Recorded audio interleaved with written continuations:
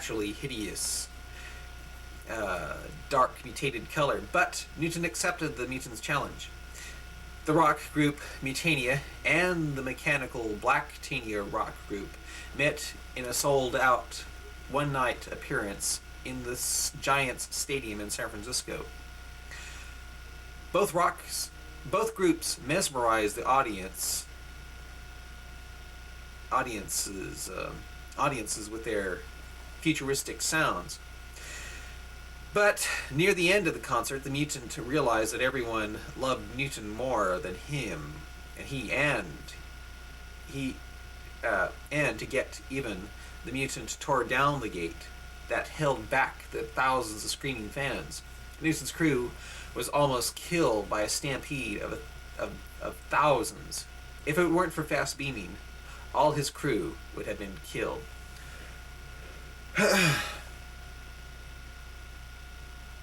This next story I'm about to read is called Newton Comes Forth. On board Mutania, Newton and his crew sat at their stations recovering from the stampede they experienced.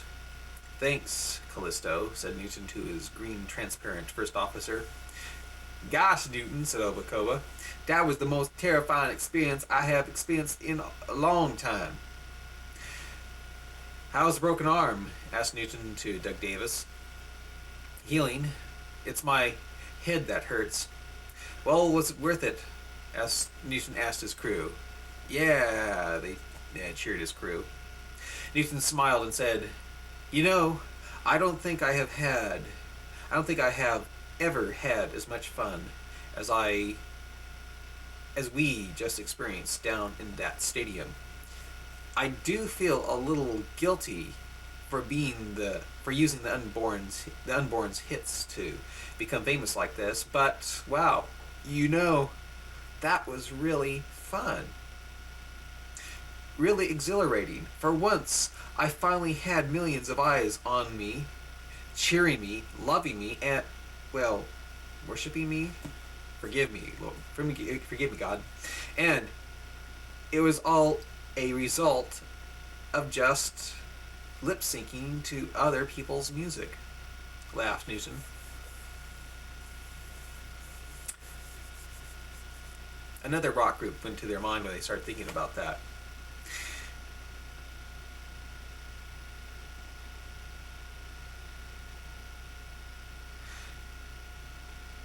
Gosh.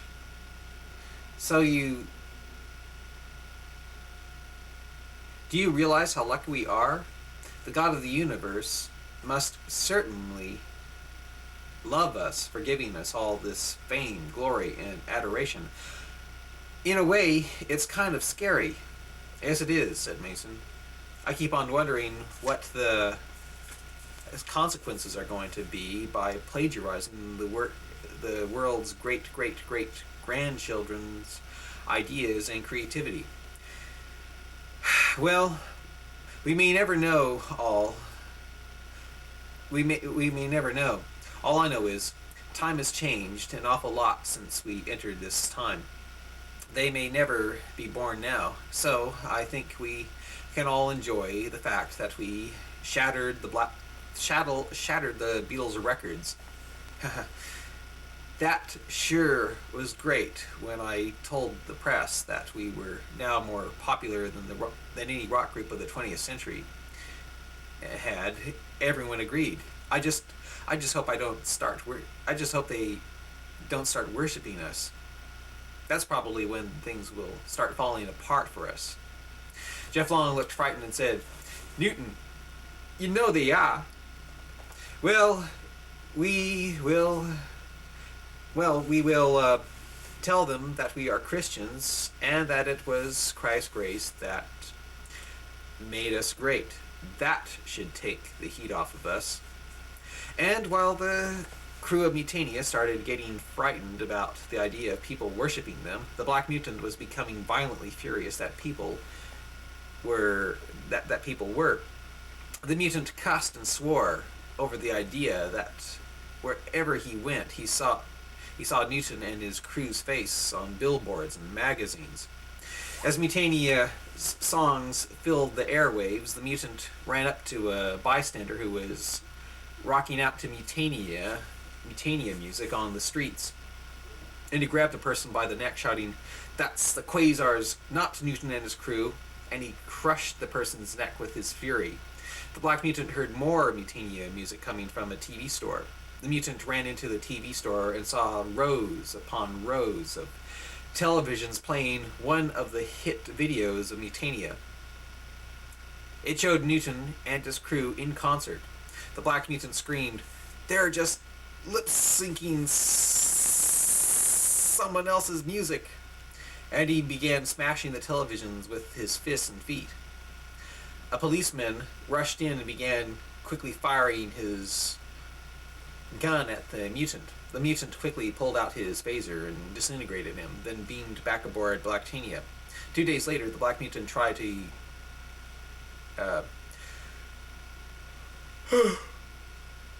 2 days later, the Black Mutant tried to win praise for capturing the alien Ayatollah Khomeini and Saddam Hussein. The Ayatollah was threatening to destroy Israel, and the mutant beamed him over into the White House lawn so everyone could laugh at him while he patted the Ayatollah on the head. "Here is the evil man of the Middle East," the mutant said in Wilson's form. "No longer will the United States be called Great Satan." And he began to rapidly pat Khomeini on the head. "Aye!" cried Khomeini with anger as the mutant's hand made a loud slapping pat on Khomeini's bald head. "Take this, you Ayatollah Khomeiniac," laughed the mutant as he quickly patted the holy ruler of Iran on the head. Everyone laughed. Finally, the Black Mutant felt he was winning the world's affection. But the world became frightened when he patted Khomeini so hard that his skull broke and made him a vegetable. Sorry, said the mutant Wilson to Khomeini as he drooled. What turned into a little joke ended in disaster because a U.S. president had killed their religion's holy leader. The Iranians created a holy war against America. They started sinking American naval ships and Exocet missiles, and they were sneaking bombs into the U.S. to kill the American president. Thousands of Americans were being killed by Iranian car bombs. "Well, are you going to use the Black Mutant to destroy Iran?" asked the vice president to the mutant Wilson. Mutant Wilson appeared on worldwide TV and said, "The whole world is wondering if we should go to war with Iran for their destruction of our naval vessels and terrorist acts. Well, I have been thinking about it, and, well, I want to tell my Iranian friends this. I love you all very, very much. You and the Iraqi friends. I love you so much that, well, since you can only get to heaven by dying in battle, I'm going to get you to your highest heaven by making you all die in battle. I'm going to kill them. The Black Mutant has given me the powers to do it, and I shall. Now." Suddenly, the Black Mutant walked off the podium and left the audience, mumbling as he entered the White House bathroom. There was a long pause, then everyone burst out laughing when the mutant appeared again, dressed up like Superman. "Is this some sort of joke?" the audience asked. The Black Mutant left the people laughing as he walked out onto the White House lawn. Suddenly, people fainted while others oohed and awed as the Wilson mutant flew off the ground and shot up into the sky. He flew over the Atlantic and into Israel. The mutant crashed down through the Dome of the Rock in Jerusalem and ripped the footprint of Muhammad out of the ground, then threw it crashing through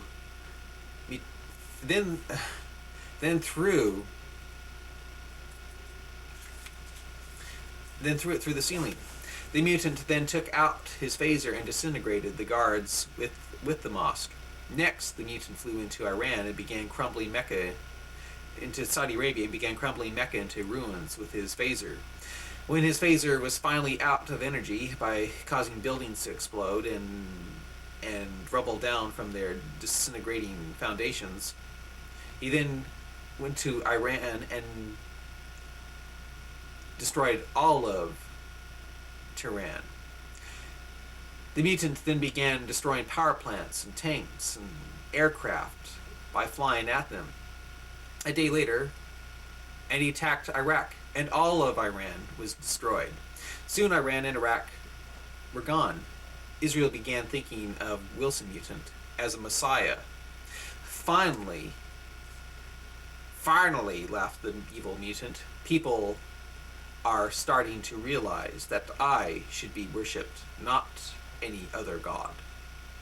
And while the mutant became more and more frightened and blasphemous, more and more frightening and blasphemous, Newton and his crew didn't know what to think, since the Black Mutant almost seemed rational at times. So far, said Callisto, the Black Mutant has won the world's affection by stopping two great terrorists.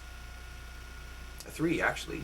The Soviet Union, Iran, and Iraq. But they don't know what to think about it demanding a human sacrifice a couple of months ago. Most of the world keeps on hoping it was just a bad spaceman joke. If it weren't for me making the mutant go against itself while it was in the form of President Wilson, the world probably wouldn't be here now, said a wary Newton. One thing is certain: the mutant bores easily and loves the game of war. We're going to have to watch him carefully while he is in the form of Wilson. What happens when the world starts getting boring to him and he starts trying to make things exciting? You know that's what he's going to do, said the frightened Sergeant Storm. Newton felt the ends of his throne's arms, looked up at the Aztec-looking statue of a bird that was perched above his throne, then said, "We will continue monitoring Earth's orbit. If the mutant starts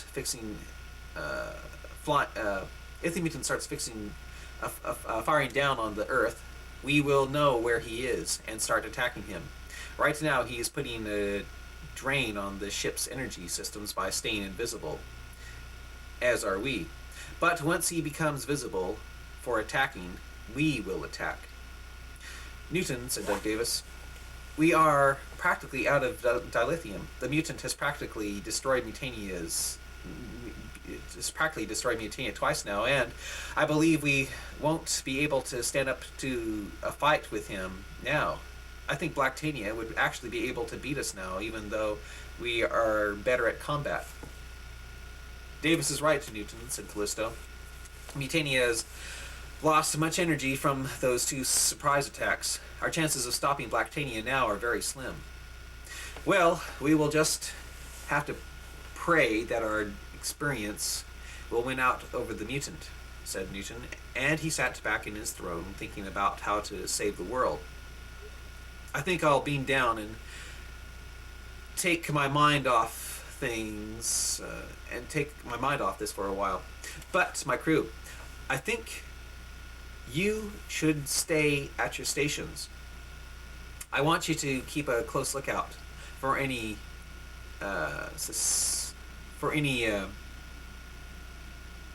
space weapons in our orbit that could reveal the orbit of Blacktania.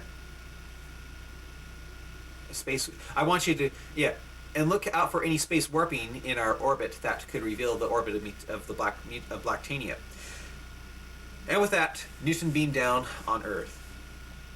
On Earth, Newton found himself standing in an alley of Miami Beach. Newton smelled the humid sea air, then began walking down a sidewalk. He stepped at a newspaper stand and began reading one of the city's newspapers. After reading a few titles on the world situation, Newton shook his head back and forth and said, "My gosh, even though the Soviet Union is no longer there to threaten the world with nuclear annihilation, AIDS, pollution, nuclear AIDS, pollution, nuclear power, and the atmosphere disappearing is going to destroy this world, and there is no way to stop it. Newton then read an article on the front page of the New York Times that the Black Mutant was demanding that the Earth have someone sacrificed after all, or he would destroy Israel to see if God existed. The mutant was quoted as saying that all his life he didn't know if God existed, and since Israel was believed to be God's holy city, he wanted to try the H bomb to fly to try to H bomb it to see if God would stop him and make himself visible in protecting Israel. Seeing this, Newton flew off the Miami street and flew up into the sky, making people ooh and ah. Newton shouted excited, fainting. Shouted someone, fainting. Newton, Newton, shouted excited, fainting fans when Newton flew down out of the sky and landed on the lawn of the White House. The screaming fans tried to run at him, but guards held them back. The guards realized it was Newton and tried to get his autograph also, but Newton flew over their shocked heads and then went past the White House doors. Seeing that made the guards take out their machine guns and charge into the famous White House. When they got in there, they saw Newton talking with Mutant Wilson. "Newton!" shouted the mutant with some surprise. Newton walked over to the mutant, who was sitting on the floor in a yoga position, and asked it, "What's this talk about demanding a human sacrifice for Israel's existence?" The black mutant told me. "You told yourself," shouted Newton angrily. The guards didn't know what was going on. Newton then asked the mutant for why he was going about so gung-ho about destruction. The mutant just smiled and said, "Because it's exciting. I love the power." Is Wilson really not Wilson?" wondered a guard to the others. The black mutant quickly pulled out his phaser and disintegrated them. "How come you keep on hiding in the role as Wilson?" asked Newton, trying to be calm about the deaths he just witnessed. "I'm getting tired of being black. Besides, Wilson is a good-looking man. Soon I'll tell the world who I am. What's left of it." Newton then asked the mutant, "Doug, why do you have to be the bad guy all the time? Don't you realize that you would get a lot more worship and adoration if you could save the world and go down in history as a great peacemaker? Look, this world needs our help. If we don't show the world that we have solutions to their problems, will be nothing. Don't you find it exciting that you could be worshipped by revealing all the solutions we know from our past that they don't know about their future?"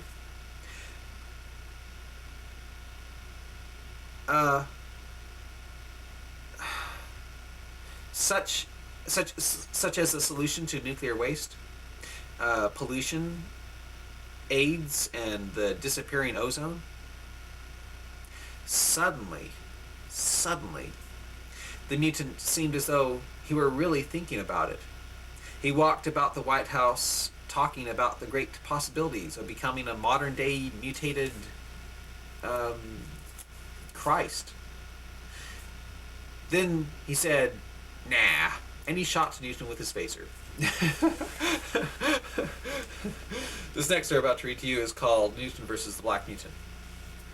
Earth versus the Black Mutant, not Newton, but Earth versus the Black Mutant. Newton regained consciousness from the surprise phaser attack in a room under Washington, D.C. The Black Mutant had used such a powerful blast of energy on Newton that Newton was out for hours. When he regained consciousness, there was only a few minutes left before the deadline for a sacrifice was up. It was almost midnight. The sacrifice was supposed to occur on Johnny Carson's Tonight Show. The person who was supposed to perform the deed was supposed to be Carson himself. I'm not doing it, protested Carson. I'm not doing it, protested Carson. He was supposed to kill a pretty 13-year-old girl the Black Mutant had beamed from Kansas to his home. Then Israel shall be destroyed, snickered the mutant's voice all over the world's speakers.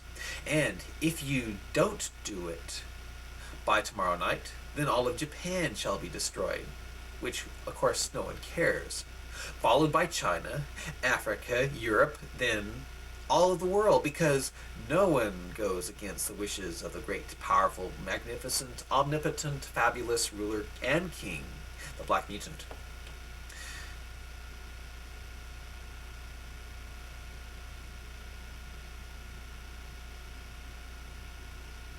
Minutes, 2 minutes before the playing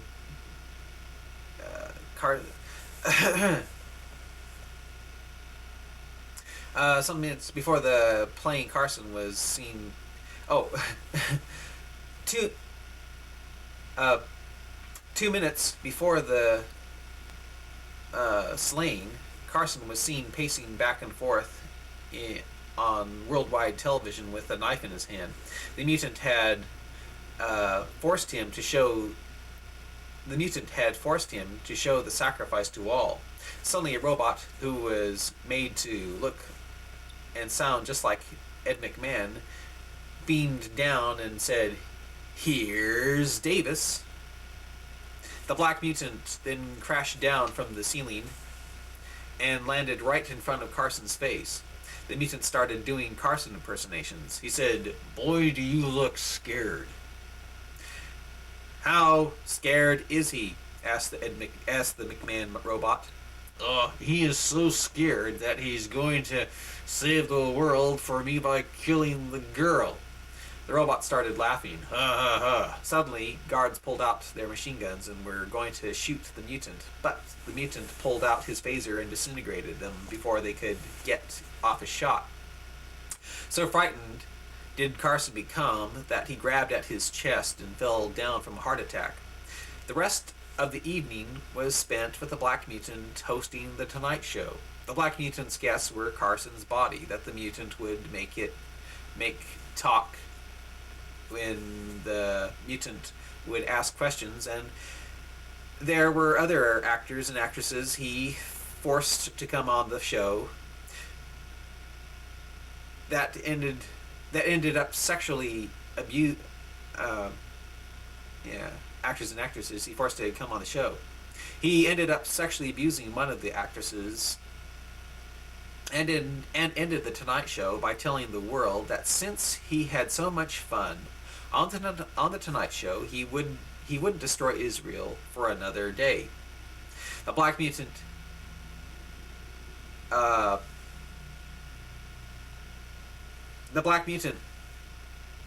and the Tonight Show ended the Tonight Show on the as he known as the said on the Tonight Show that he was known as President Wilson. And while the world was being held hostage to the Black Mutant, Newton's crew scanned Washington, D.C. and found Newton, beamed him back aboard.